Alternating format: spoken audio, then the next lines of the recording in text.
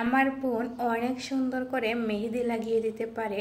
আর জানি না আমারও কেন না কয়েকদিন পর পর মেহেদি লাগাতে খুব বেশি ইচ্ছে করে। বাসায় যেহেতু মেহেদি আর্টিস্ট, সব পার্লারে যাওয়ার কোনো দরকারই নেই, বাসায় মেহেদি লাগাতে পারি। হ্যালো এভরিওয়ান, আসসালামু আলাইকুম। কী অবস্থা সবার? সবাই কেমন আছেন? আমার মেহেদি পড়াটা কেমন হয়েছে অবশ্যই কিন্তু আপনারা সবাই কমেন্ট করে জানাবেন। আর আমার মতো মেহেদি পরতে কে কে পছন্দ করেন অবশ্যই জানিয়ে যাবেন। গত কয়েকদিন ধরে খুব বেশি অসুস্থ, যার কারণে নিয়মিত ভিডিও আপলোড করতে পারি না। আপনারা সবাই আমার জন্য দোয়া করবেন যাতে খুব তাড়াতাড়ি সুস্থ হয়ে যায় আর নিয়মিত পেজে অ্যাক্টিভ হয়ে যায়। আমি এখন থেকে নিয়মিত ভিডিও আপলোড করব আমার ইউটিউব চ্যানেলে। সো আপনারা সবাই কিন্তু আমার ইউটিউব চ্যানেলটা সাবস্ক্রাইব করে আমার পাশে থাকবেন। আপনাদের উৎসাহ পেলে আমি নিয়মিত ভিডিও আপলোড করব। আর যদি আপনারা আমাকে ভালোবাসা না দেন, সো আমি কিন্তু ভিডিও আপলোড করতে পারবো না। কারণ আপনাদের জন্যই তো আমি পেজে নিয়মিত অ্যাক্টিভ থাকতে চাই। সো এইদিকে দেখে নদীর তরতাজা মোরা মাছ রান্না করে নিতেছি। আর এই মাছগুলো না আমাদের নদীর টাটকা মাছ। আর এই মাছগুলো দিয়ে আমি রান্না করব, ছোটো মাছের চচ্চড়ি যেটাকে বলা হয়।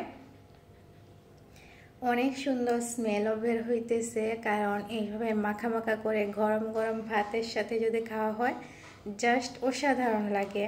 আর এই ফাঁকে আমি রান্না করে নিব হচ্ছে গিয়ে স্পেশাল একটা সন্ধ্যাবেলা নাস্তার জন্য চটপট রেসিপি। অনেকটা ক্রিস্পি করে আমি এখানে বাঁধাকপির পাকোড়াটা বানিয়ে নিতেছি। জানি না আপনারা পছন্দ করেন কি না, তবে আমাদের বাসার সবাই সন্ধ্যাবেলা নাস্তার জন্য এইরকম বাঁধাকপির পাকোড়া খুব বেশি জমজমাট হয়। যখন সবাই মিলে একসাথে বসে টিভি দেখতে দেখতে আড্ডা দিতে দিতে এই পাকোড়াগুলো খাওয়া হয়, তখন না খুব বেশি ভালো লাগে।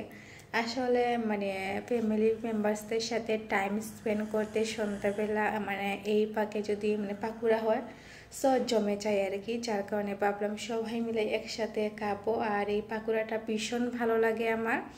আর আমি প্রায় সময় চেষ্টা করি এইভাবে পাকোড়া বানাতে।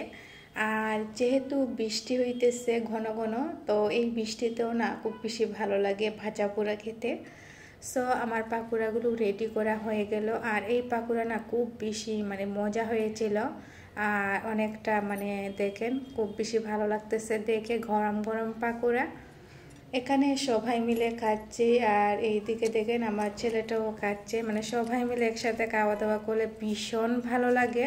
সো আজকের মতো এখানেই বিদায় নিচ্ছি। সবাই ভালো থাকবেন, আল্লাহ হাফেজ।